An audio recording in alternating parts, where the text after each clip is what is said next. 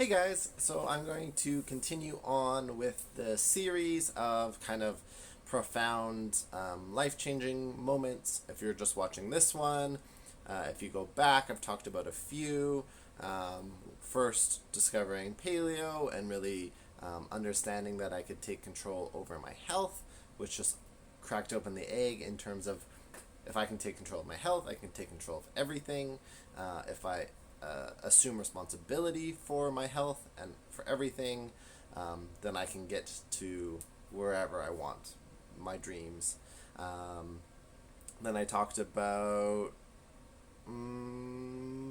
There's another one, I think, but if not, I can't remember. But I talked about basically my darkest depression in Vancouver, struggling with a sugar addiction, a binge eating problem, kind of a self punishment, self hate cycle I found myself in for about a year, but came out of that depression with some new clarity in terms of wanting to go travel, and ultimately moved to Creston and had a these are kind of connected. It was actually an interesting, like, when I think about the journey, these 3 years, even just reflecting now, like these 3-ish years in that time frame had a lot in them, which I think is good, even if it's like major deep valleys and big hills. It's like I would prefer that to years where it feels like nothing really happened. To me, that's living. Is like I want my years to be full of experience. Whether it's good or bad, no judgment. It's like both will happen. I just want I want my years to be filled with stories and experiences and just life.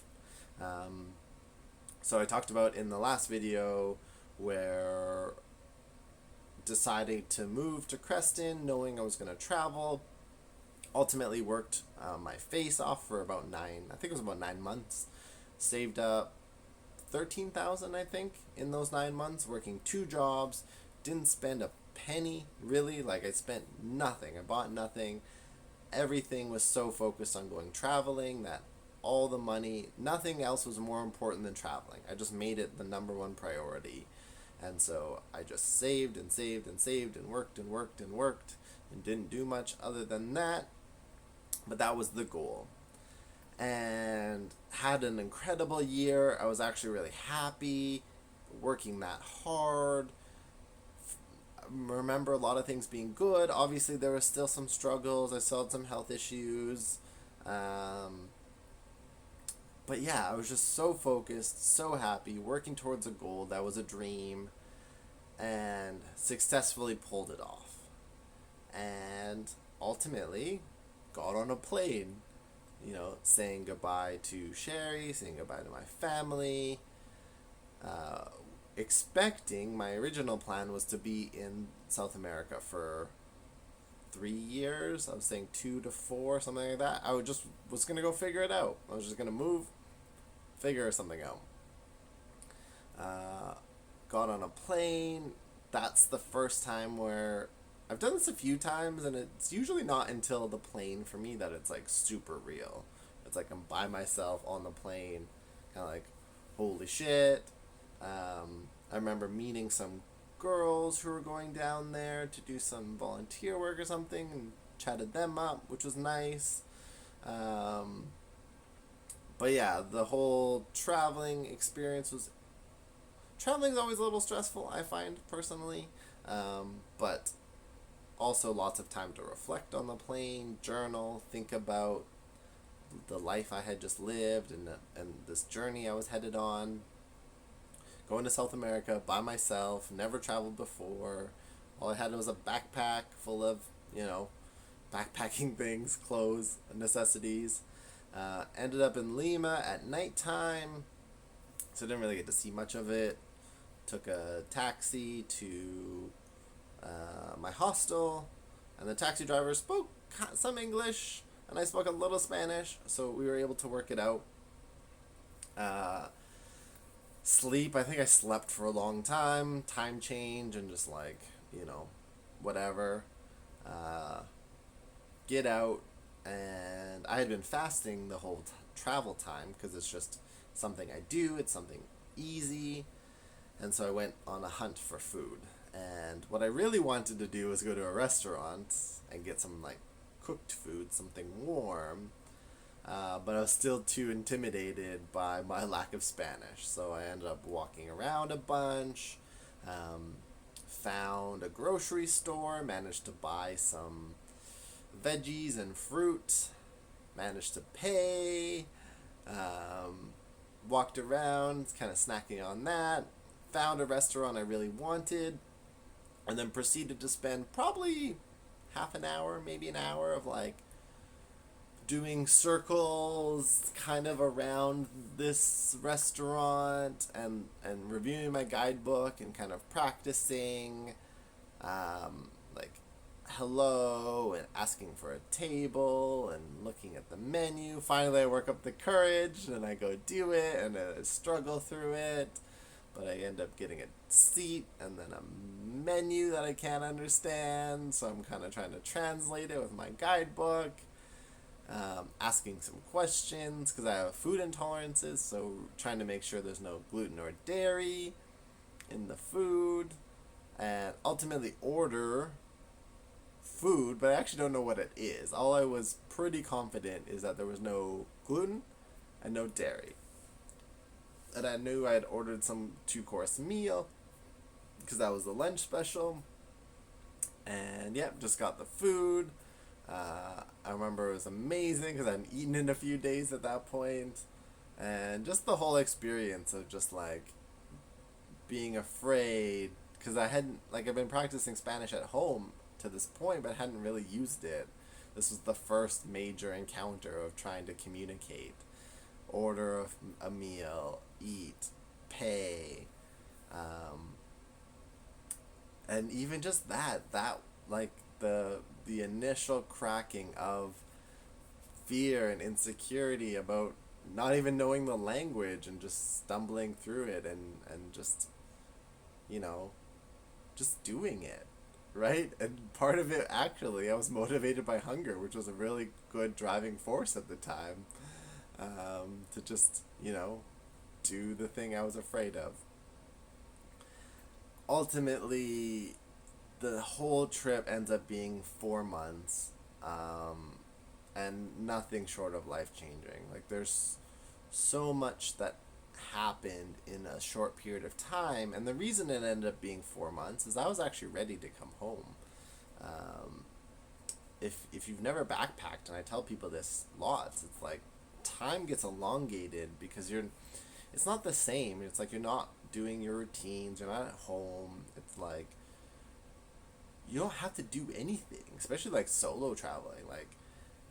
And so I'd go wherever I wanted to go, I'd do whatever I wanted to do. I was learning all these lessons, and for me, ultimately, what I got to a place of is I learned all of these lessons, but I couldn't apply them because I was still kind of a vagabond. I was still just kind of traveling around.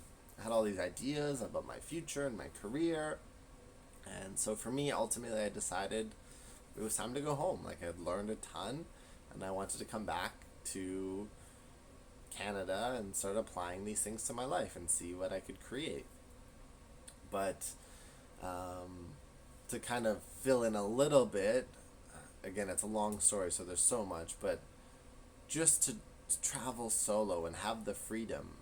The other thing I did to push myself particularly is I did a tech fast, and so by that I mean I brought zero technology. I brought no phone, I brought no laptop, no computer, nothing, because as a bit of a shy person up front, which many people might not know, but I'm very comfortable, and I would consider myself extroverted because I do get energy from a crowd, but I'm still shy up front often, and so I set myself up for success and for challenge by not bringing any devices, because what I didn't want is I didn't want to be in a hostel and have a device that was an excuse to distract myself. I knew, because it's what we all do, I knew if I had a phone or a computer, I could easily not face my fear and I could just distract myself with the device and maybe wait until someone else came and talked to me or whatever. But without having that, I had much less ability to do so. And so when I'd go to hostels, I would just start talking to randoms. Because that's how you meet people, that's how you make friends. And just practicing that skill of being fearful and uncomfortable and awkward and just talking to them anyways. It's like that's what they're it's so ironic because typically everyone is waiting for someone else to make the first step, to talk to them. And so if you can train yourself to be that person, it's like everyone else wants to be talked to. And so if you're the one that can get past the fear, it's like you can just talk to people and meet people, and you make friends easier. And so that was a lot for me, of just like being open to constantly meeting new people and having uncomfortable talks in terms of just being nervous and awkward, but just like getting through it, and then you get comfortable, and then it's whatever, then you make friends. A big part of going to South America for me was a true calling, and that's for another video, but a true calling to go seek out ayahuasca, which, for people who don't know what ayahuasca is, it's a traditional shamanic tea medicine, that has tons of healing properties, and to not beat around the bush, it has psychedelic properties, but it is a very profound medicine. And part of my trip to South America was to seek a shaman to do the ceremony with. And that, up until leaving, I hadn't decided or found a place. I just knew, being down there where it's traditionally used, that if I kept my ears open and just talked to people, eventually I would find someone who had worked with the shaman and worked with the medicine and had good recommendations. And for the first while, I actually couldn't, because unfortunately, ayahuasca's gotten quite popular in the last few years. It's gotten very trendy in some ways, and because it's a big business, you have a lot of charlatans, you have a lot of people who aren't doing the best, you have a lot of people who aren't necessarily working with it in traditional terms, who are just in it for the money. And so I met many people who had worked with it, but no one could really give a recommendation for wherever they'd done it. They had experienced massive benefits from the medicine, almost independent of the shaman or the location. And so I just stayed patient. I knew it would happen. I knew I would find someone, especially with traveling solo. Another thing, and to get a little woo-woo, another thing I was really tapped into was a lot more synchronicities. I'm listening. It's like I didn't have a schedule. I didn't have to be anywhere. I had no one to account for, to think about what their needs. It was just me. And so I was able to just be very open, to just hear and talk and listen and allow things to transpire, and pieces to connect. And ultimately I found a guy in Ecuador that I spent about a month living at this hostel, and he was there the whole time as well. And he had studied as an apprentice with the shaman, so he gave him high recommendations. Had spent a month with the shaman. Ultimately ended up going to see him, and again the synchronicities of how it just all worked out is profound. And maybe I'll talk about that specifically, because that's a whole story by itself. But I'm trying to encapsulate the whole travels. So I worked with this medicine. I worked with another plant medicine as well, San Pedro. Had amazing, life-changing, again, just so many life-changing moments. Like everything from, again, things like working with these plant medicines to then being with locals in the Andes Mountains in like a town of literally maybe 200. Like 200 would be conservative on the high end. Like, it might have not even been 200 people living in this village, and just having that experience, and then seeing some of these other smaller villages in the Andes Mountains, and just crazy. And then what I liked about traveling was the people you met, particularly in South America, because I believe it's a little bit harder traveling, is most of the other people you met were backpackers and not vacationers. And that's not a judgment, but that's to say they were there traveling for an extended period of time, living more of a hostel life, and there to experience, where vacationers are kind of, it's like you have limited time. They're trying to see as much as they can. Sometimes they're usually staying in the resort areas, because, I get it. It's like they want to experience a little bit higher quality of life, versus backpacking, especially in these kind of countries, is typically lower quality of life. Like, not that you don't have, well, sometimes you don't have basic amenities. Like, often there weren't bathrooms. There's just holes in the ground. Most of South America did not have hot water. Cold, freezing water. So your showers were cold. And so the first place I went to that had temperature control, it had been like a month or two. And man, you would not believe how grateful I was to have a hot shower. And then I could follow it by a cold shower. Like, to have the control, versus oftentimes it was just turn on the water. That's all you got. And often it was really cold.